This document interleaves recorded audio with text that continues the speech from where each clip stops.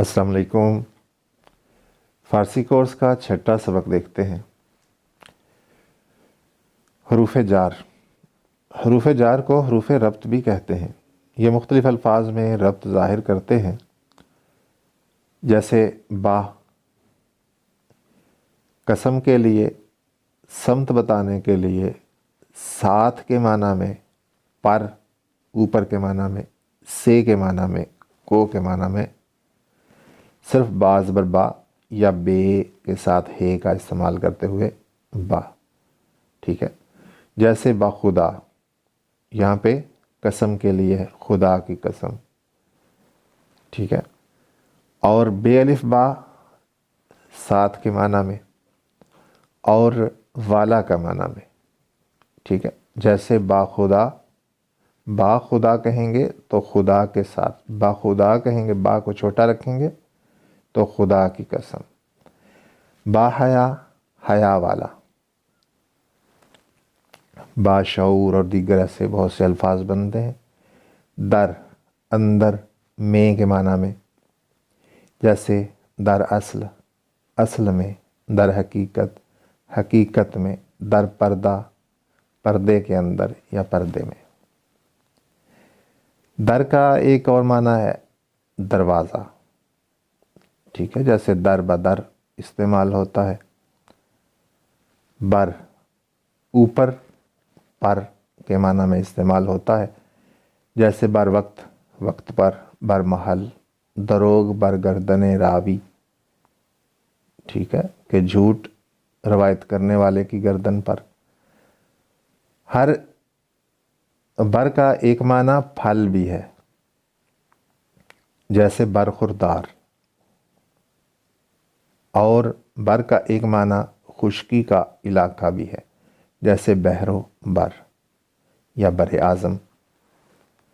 از کا معنی ہے سے، جیسے کم از کم، از راہ مذاق، دور از کار، ٹھیک ہے، کار کام کو کہتے ہیں، کام سے دور۔ از کبھی بغیر الف کے استعمال صرف زے بھی استعمال ہوتا ہے، جیسے زحال مسکین، ما کنت غافل۔ از کبھی کا کی کے معنی میں استعمال ہوتا ہے، جیسے کتاب از اوست، کتاب اس کی ہے۔ را کا معنی ہے کو، کے لیے، جیسے کتاب را، زید را کتاب دادم، میں نے زید کو کتاب دی۔ تا تک، تا کے لیے کے معنی میں استعمال ہوتا ہے، جیسے سر تا پا، سر سے پاؤں تک۔ ازل تا ابد، ازل سے ابد تک۔ اور تاکہ کے لیے بھی استعمال ہوتا ہے، جو اشعار میں، نثر میں مکمل جملہ جب آئے گا تو اس میں تاکہ کا معنی بھی اس سے لیا جاتا ہے۔ زیر نیچے، ماتحت کے معنی میں، جیسے زیر انتظام، زیر زمین، زیر دست، زیر سایہ، زیر ناف، زیر نظر، زیر و زبر۔ بالا اوپر، اونچا، جیسے مذکور بالا، کم خرچ، بالا نشیں، بالائے طاق، بالا بالا، یہ الفاظ اردو میں استعمال ہیں۔ برائے کے لیے کے معنی میں، جیسے برائے فروخت، برائے عطف، برائے فروغ، برائے دفاع۔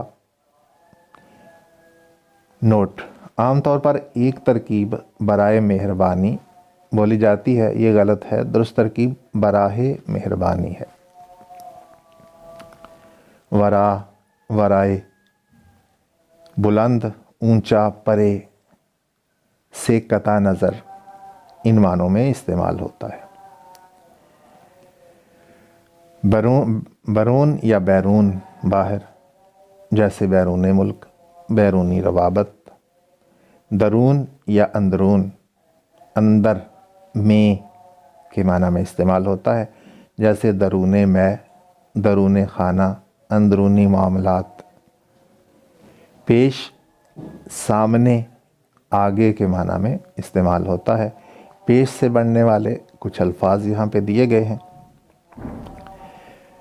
جیسے پیش ہونا، پیش آنا، درپیش، پسو پیش، پیشی، پیشگی، پیشاب، پیش امام، پیش بینی، پیش گوئی، پیش بندی، پیشتر، پیش آمدہ، پیش رو، پس، پیچھے، بعد کے معنی میں استعمال ہوتا ہے۔ اس سے اردو میں جو الفاظ استعمال ہیں، پس پشت، کسی چیز کو پس پشت ڈالنا، پس خوردہ، پس پردہ، پس پردہ، پس منظر، پسو پیش، پس دیوار، پسماندہ، پسماندگان، پس افتادہ، پس انداز، پس اندیش، پس نہادہ۔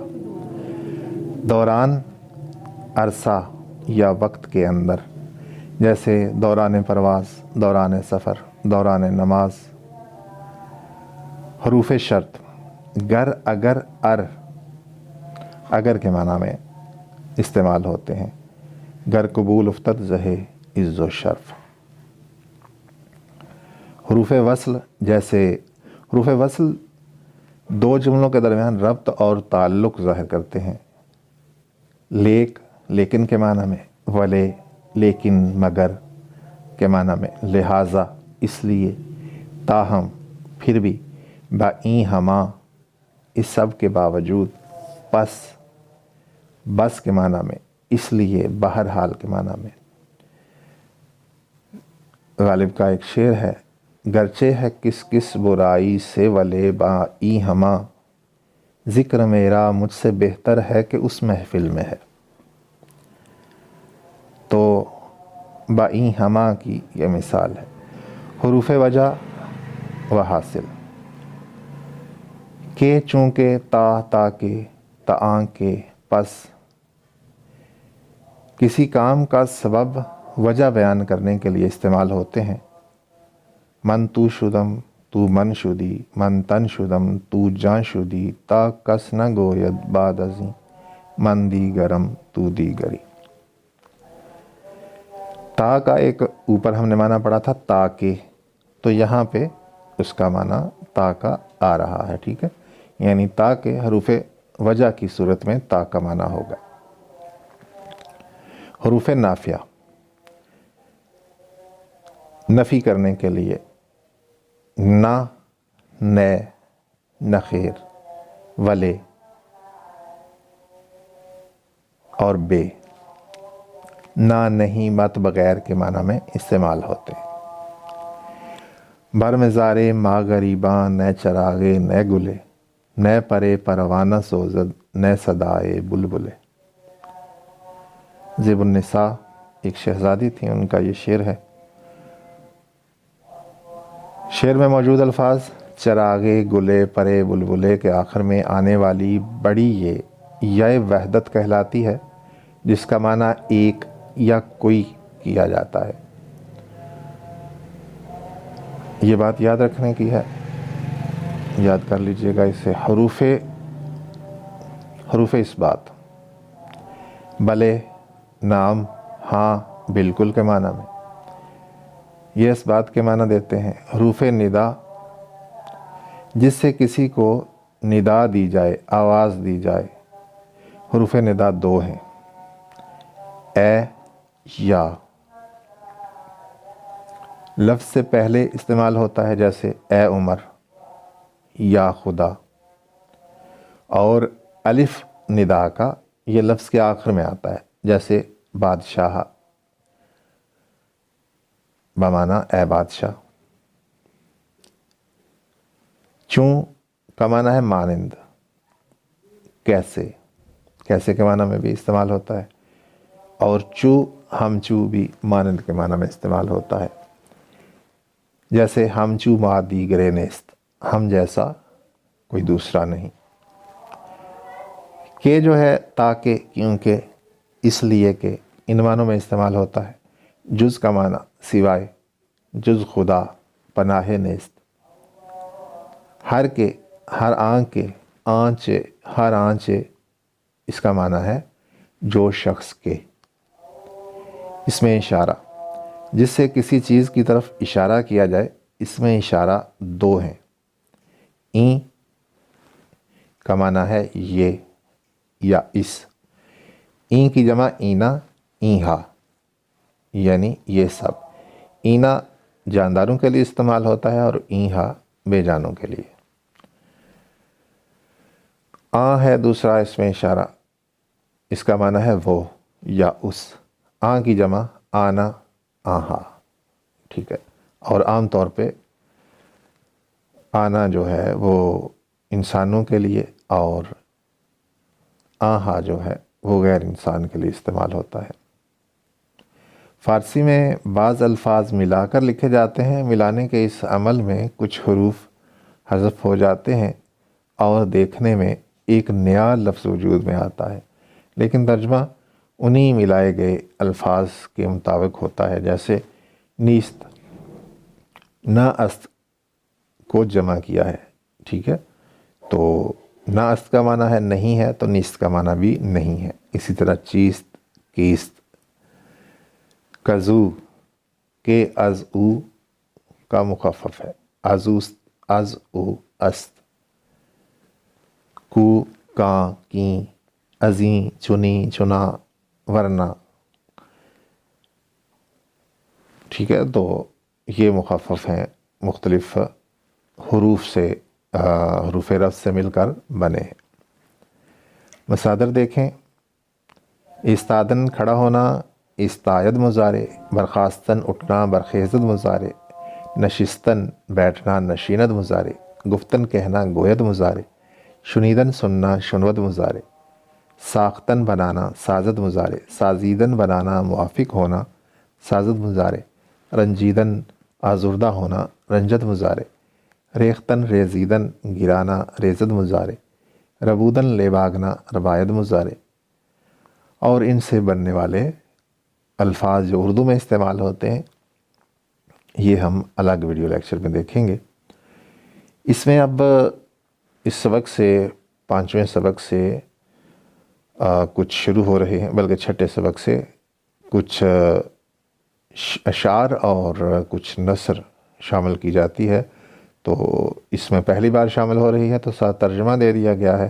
آئندہ اسباق میں جب آئیں گے تو آہستہ آہستہ ترجمے کو ہٹاتے جائیں گے، الفاظ کے، مشکل الفاظ کے معنی دیے جائیں گے، اور پھر بغیر کسی ترجمے اور معنی کے اشعار دیے جائیں گے، حکایت بتائی جائے گی، اور جو پڑھنے والے ہیں، سیکھنے والے ہیں، وہ اس کا ترجمہ کریں گے۔ جو واٹس ایپ پہ باقاعدہ داخلہ لے کے سیکھتے ہیں وہ پھر ترجمہ کر پاتے ہیں۔ یہ حکایت ہے شہزادی کی گلستان سے، یکے از بزرگاں گفت پارسائرہ، چے گوئی در حق فلاں عابد، کہ دیگراں در حق وے بتانا سخن ہا گفتند، گفت بر ظاہرش عیب نمی بینم و در باطنش غیب نمی دانم۔ شعر یہ بھی اسی حکایت کا حصہ ہے۔ گلستان کا یہی اسلوب ہے کہ اس میں حکایات ہیں اور بعض جگہ پہ اس کے موافق اشعار شامل کیے گئے ہیں۔ ہر کے را جامع پارسا بینی، پارسا دانو نیک مرد انگار، ورنہ دانی کے در نہانش چیست، محتسب را درون خانہ چیکار۔ شعر کی بحر بھی بتا دی گئی ہے۔ جو دوست شاعری بھی سیکھے ہوئے ہیں وہ اسے اس بحر کے مطابق تقطیع کر کے اس کو درست لفظ کے ساتھ درست ردم میں پڑھ سکتے ہیں۔ اور نیچے یہ کچھ اشعار ہیں جو اوپر مثال کے طور پہ پیش کیے گئے تھے، ٹھیک ہے، ان کا ترجمہ دے دیا گیا ہے۔ اور محاورے ہیں اس سبق میں، ہم چوما دیگرے نیست، آرا کے چنا کند، چنی آید پیش، نشستند گفتند برخاستند، دروغ برگردن راوی، جز خدا پناہ نیست، از دل خیزت بر دل ریزت۔ اس کے بعد مشق ہے جی، اگر آپ باقاعدہ مشق حل کر کے دکھانا چاہتے ہیں تو آپ واٹس ایپ پہ داخلہ لے سکتے ہیں فیس ادا کر کے، اور پھر آپ اپنے اسباق چیک کرا سکیں گے۔ ٹھیک ہے جی، السلام علیکم۔